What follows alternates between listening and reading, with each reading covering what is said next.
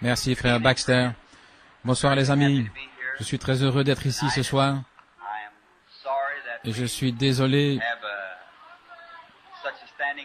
que nous devions rester debout. Tout le monde est dans la rue.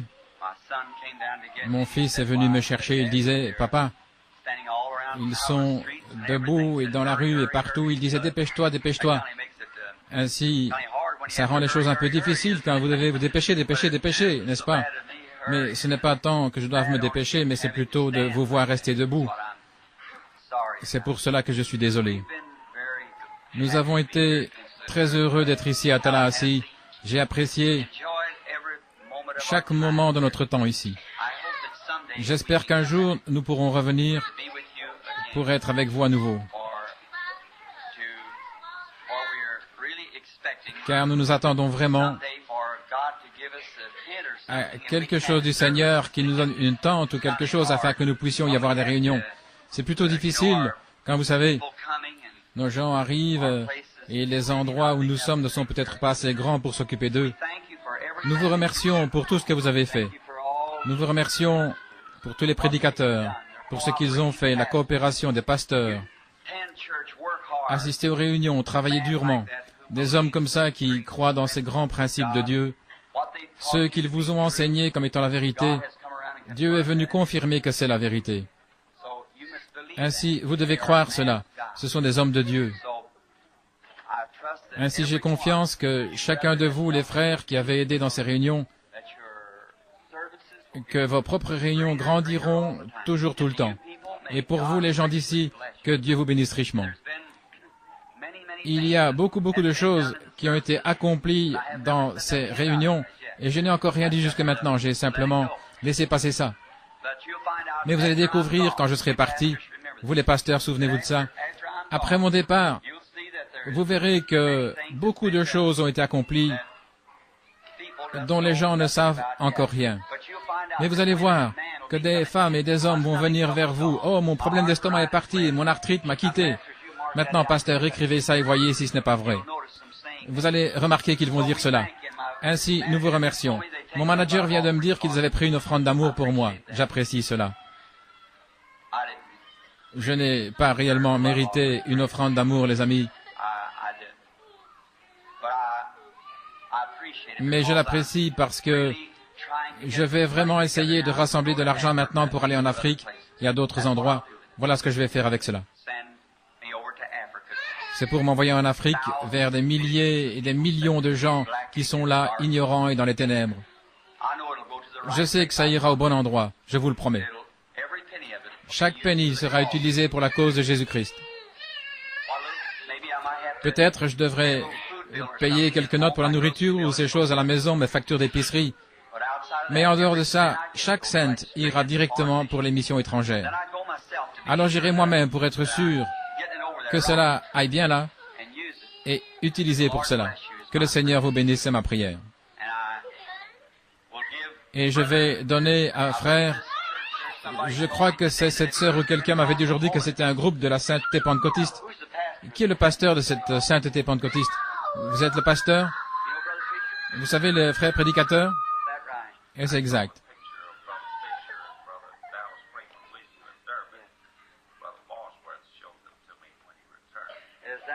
Est-ce vrai? Eh bien, c'est formidable.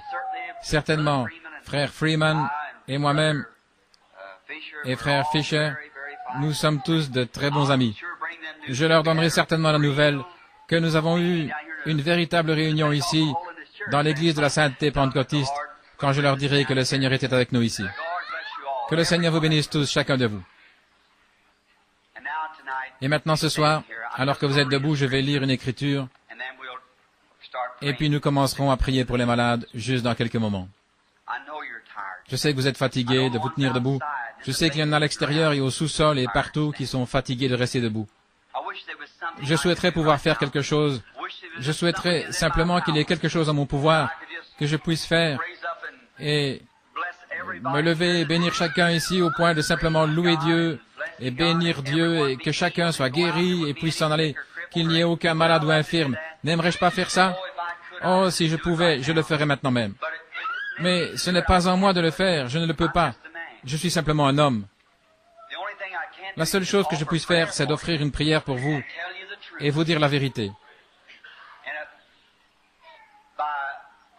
Et si, en étant dans les réunions, quand les gens viennent, c'est quelque chose que les prédicateurs ont prêché, ou votre pasteur, il y a de nombreuses années, vous avez prêché que Dieu ferait ces choses. Cela ne fait que confirmer ce que vous, les pasteurs, vous avez prêché, ce qui allait arriver. Et en faisant cela, humblement, je fais de mon mieux ce soir pour vous apporter l'Évangile de la manière dont je crois que Dieu a ordonné que je dois le prêcher. Voulez-vous le recevoir? Et alors croyez simplement exactement que c'est la vérité. Maintenant, pour vous à l'extérieur et au sous-sol, et vous qui n'êtes pas capable en ce temps-ci de voir le Seigneur Jésus-Christ qui, par ses souffrances et sa mort au calvaire, a acquis la guérison pour chaque mortel au monde. Chaque personne qui existera jamais au monde. Jésus a déjà payé le prix. Et aux yeux de Dieu, vous êtes déjà guéris. Il n'y a aucune maladie aux yeux de Dieu. Vous êtes déjà guéris. Chaque pécheur ici, à l'intérieur ou à l'extérieur que vous soyez, vos péchés, pour autant que ça concerne Dieu, vous sont pardonnés maintenant. Mais si vous ne l'acceptez pas, alors quand vous viendrez dans sa présence, sans le sang de Jésus sur vous, comme un fils ou une fille, alors vous serez condamnés quand vous arriverez là. Le jour où vous en mangerez, ce jour-là vous mourrez. Maintenant, vous ne devez pas mourir dans cet état. Vous ne pouvez pas vous empêcher d'être un pécheur parce que vous êtes né pécheur, mais vous pouvez faire en sorte de ne pas rester un pécheur. Car aux yeux de Dieu, le péché est déjà couvert. Il ne pouvait pas regarder le péché. Il est juste et souverain. Dieu ne peut pas regarder le péché, il est saint. Mais le sang de Jésus se tient comme un pare-choc sur une voiture. Chaque fois que vous péchez, le pare-choc Jésus-Christ vous attrape à votre péché avant qu'il n'atteigne Dieu. N'avez-vous pas honte de la manière dont vous l'avez traité? Je me souviens un jour quand j'étais là et je voyais ce qu'il a fait pour moi. Je me suis traîné humblement vers lui. Et là, mon nom était sur un livre. Oh, tout ce qui était écrit là. J'ai dit, Seigneur, veux-tu me pardonner? Et à ce que j'ai pu voir, il a pris sa main, il a plongé dans son côté, il a dit oui. Et il a écrit en travers de ce livre, pardonnez. Il a refermé et il l'a envoyé dans la mer de l'oubli. Et je suis heureux depuis ce moment-là. J'essaie de mon mieux, à mon humble manière, de dire à chaque mortel sur la terre, Jésus-Christ vous aime, il est la seule chose qui retient la colère de Dieu sur vous. Recevez-le comme votre sauveur personnel. Et quand vous avez fait cela, maintenant, il a aussi été meurtri sur son dos. Et par ces meurtrissures, nous sommes guéris. Ou plutôt, nous avons été guéris. Non pas nous serons, mais nous avons déjà été guéris. Chaque personne a été guérie. Et maintenant, la seule chose à faire, c'est de croire premièrement dans votre cœur avant de pouvoir le dire. Si vous le dites simplement des lèvres, ça ne vous fera pas de bien. Mais voyez-vous, ce n'est pas quelque chose de superficiel. Ce n'est pas simplement quelque chose... J'ai entendu quelqu'un dire hier soir dans une émission, chaque personne qui croit a été remplie du Saint-Esprit. Maintenant, sans être en désaccord avec ce prédicateur, mais il n'a probablement pas simplement compris les Écritures. Paul, dans Actes au chapitre 19, a demandé à ces baptistes-là s'ils avaient reçu le Saint-Esprit depuis qu'ils avaient cru. Non pas quand vous croyez. Le Saint-Esprit est un don de Dieu après que vous croyez. C'est le don de Dieu pour vous, pour le fait de croire. Mais vous pouvez croire que Jésus est le Fils de Dieu et l'accepter comme votre sauveur personnel et malgré tout ne pas encore avoir le Saint-Esprit. Le don du Saint-Esprit est le don personnel de Dieu aux croyants. Vous êtes sauvés parce que vous croyez, mais vous êtes remplis du Saint-Esprit quand le don personnel de Dieu vient sur vous, ce qui est le Saint-Esprit. Maintenant, vous voyez, ce n'est pas quelque chose de superficiel, c'est quelque chose de profond. Nous ne sommes plus des bébés. Nous sommes des hommes et des femmes. L'Église devrait être dans cette condition ce soir. Pas superficielle, mais profonde en Dieu. Maintenant, la guérison, ce n'est pas quelque chose où vous dites simplement, « Eh bien, je le crois, je le crois. » Maintenant, c'est très bien. Si c'est ce que vous pouvez faire de mieux, simplement mentalement, ou simplement dire, « Eh bien, oui, je vois, je le crois, je l'accepte. » Alors, si vous l'acceptez sur cette base, continuez de le dire sans cesse. Dites-le à haute voix. Dites-le sans cesse, répétez-le. Continuez simplement de dire, je suis guéri, je suis guéri. Dites-le jusqu'à ce que réellement vous le croyez. Et quand vous le croyez, alors ça va arriver. N'ayez pas de témoignages négatifs. Chaque fois quand vous confessez, eh bien, je me sens encore mal aujourd'hui, je pense. Alors vous voyez, vous retournez directement dans le même sillon où vous étiez au commencement. Il n'y a aucun homme ou aucune femme ici étant baptisé du Saint-Esprit qui ne commencerait sa confession en disant « Je crois que j'ai perdu le Saint-Esprit, je crois qu'il est parti loin de moi, je crois... » Vous allez vous effondrer, vous n'arriverez jamais. Écoutez attentivement, vous ne pourrez jamais vivre au-dessus de votre confession. Jésus est le grand prêtre de notre confession, n'est-ce pas vrai? Maintenant, Hébreux 3.1. Et n'importe quel érudit sait que le mot profession, c'est confession, si c'est la même traduction. Maintenant, il est assis à la droite de Père pour intercéder sur quoi? Sur notre confession. Il ne peut rien faire pour vous avant que vous confessiez premièrement qu'il l'a fait. Voyez-vous? Quand vous avez accepté, maintenant, je n'ai pas été sauvé, je ne suis pas sauvé ce soir parce que je me réjouis, que je pousse des cris. Ce n'est pas ça. Je ne suis pas sauvé parce que le don de Dieu agit à travers moi. Je suis sauvé parce que j'ai rencontré les conditions que Jésus-Christ requiert de moi. Je suis sauvé selon la Bible. Voyez-vous? N'est-ce pas vrai? Et non pas parce que je sens que je suis sauvé. Satan peut vraiment vous mener par le bout du nez avec vos sensations. Mais il ne le peut pas quand c'est ainsi dit le Seigneur. Il ne peut pas agir ainsi, il ne peut pas contrecarrer cela. Ça va le vaincre. Maintenant, quand vous croyez que vous êtes sauvé, là, assis à votre place, où que vous soyez, vous l'avez accepté, vous avez commencé à le confesser, à dire aux gens que vous étiez sauvés.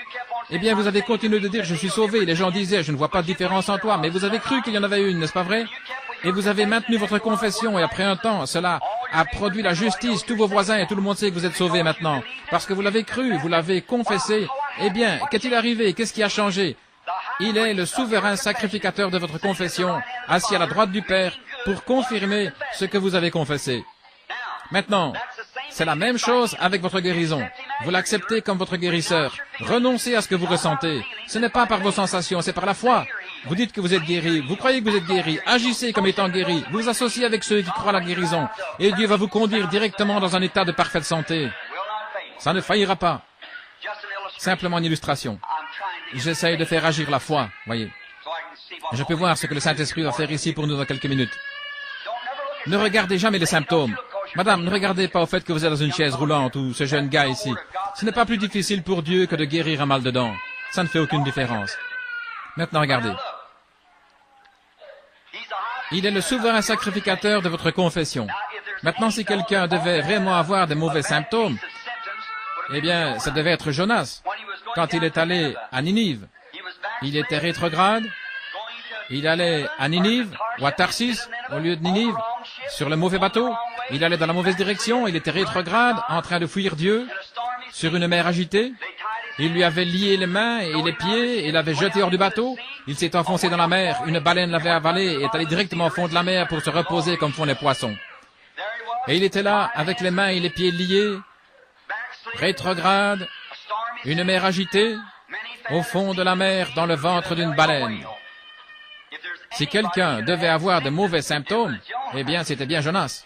Il regardait de ce côté-ci, tout ce qu'il pouvait voir, c'était le ventre de la baleine, et partout où il regardait, c'était le ventre de la baleine. Mais il a refusé de regarder ça. Je suis assis ici. Eh bien, le docteur m'a dit que j'avais un problème cardiaque, que j'avais de l'arthrite. Refusez de le voir, refusez de le croire. C'est juste. Jonas a dit, ce sont des vanités mensongères. Il a dit, encore une fois, Seigneur, je vais tourner les yeux vers ton Saint-Temple. Il a dit ça à Dieu. Lorsque Salomon a dédicacé le temple, il a dit, si ton peuple est dans les problèmes quelque part et qu'il tourne les yeux vers ce saint lieu et qu'il prie, alors tu entendras des cieux.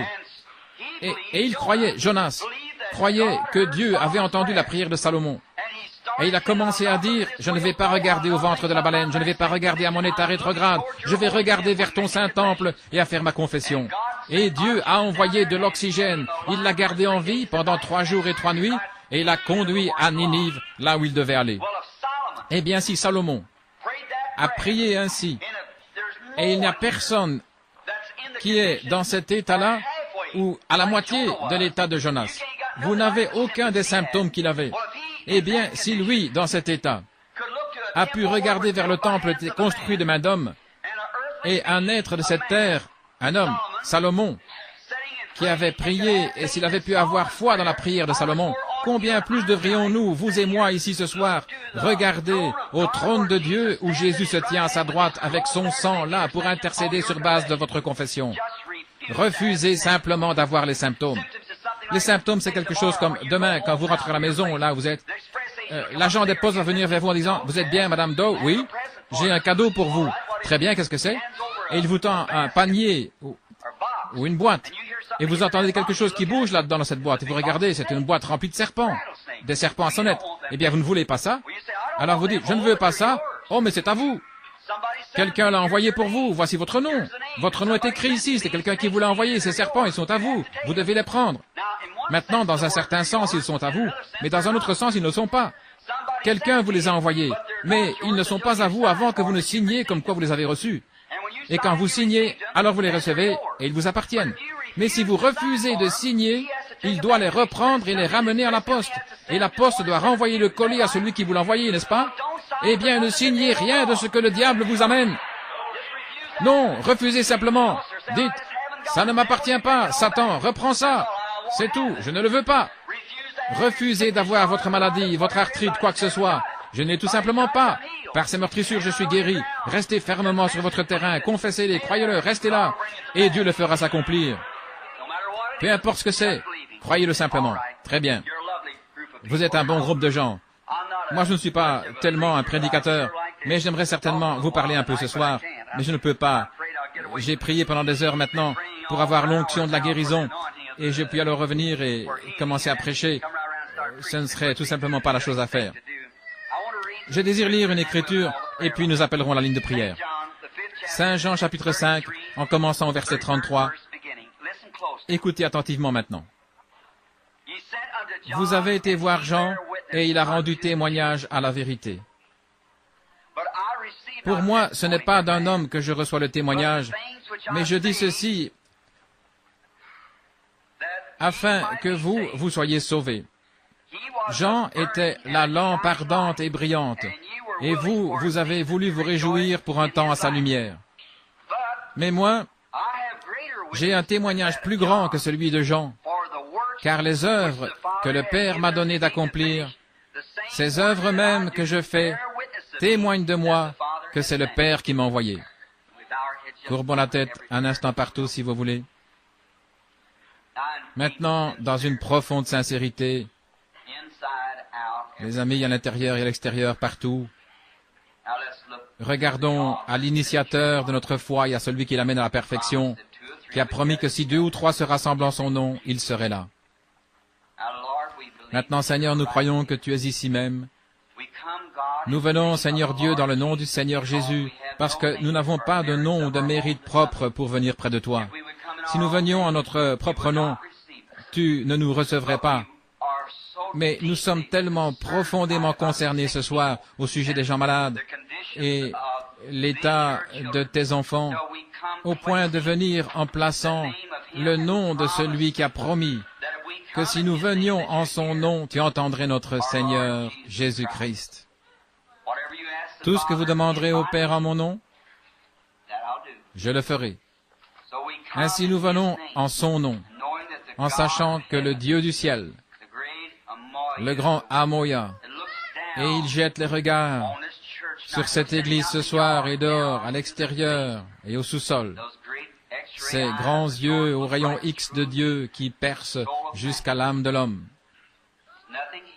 Rien n'est caché, tu connais tout, tu connais chaque personne. Pas même un moineau ne peut tomber dans la rue sans que tu ne le saches. Combien plus es-tu au courant que nous sommes en train de prier maintenant? Père, veux-tu faire cela pour nous ce soir? Si j'ai trouvé faveur à tes yeux, Seigneur, j'ai essayé de mon mieux de te servir, et tout ce que je sais, en sachant que j'ai fait beaucoup de fautes et que je mérite d'être retranché ce soir, mais c'est par ta grâce, Seigneur, si nous sommes ici. Seigneur, comme tu me l'as dit, tu m'as envoyé pour prier pour les malades. J'ai essayé d'être humble. Je ne devais pas aller à des grands endroits. Une petite église, c'est très bien pour moi. Juste simplement, là où tu désires que j'aille, j'essaierai d'aller.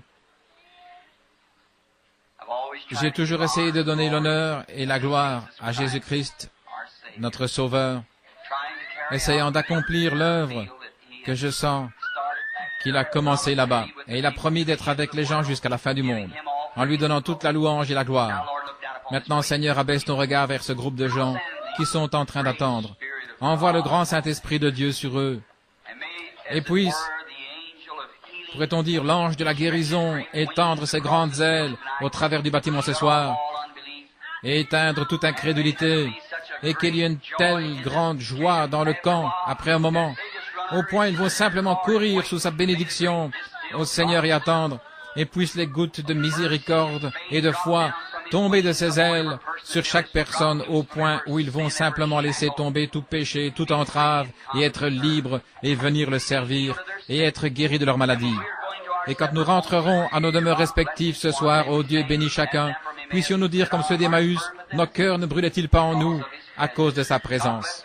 Ô Dieu, bénis cette petite église, bénis chaque église qui coopère, et un jour, Seigneur, accorde, si c'est ta volonté, que nous puissions revenir dans cette aimable cité pour avoir un réveil à l'ancienne mode, de nombreuses semaines, et que beaucoup de choses s'accomplissent, car nous le demandons au nom de Jésus. Amen.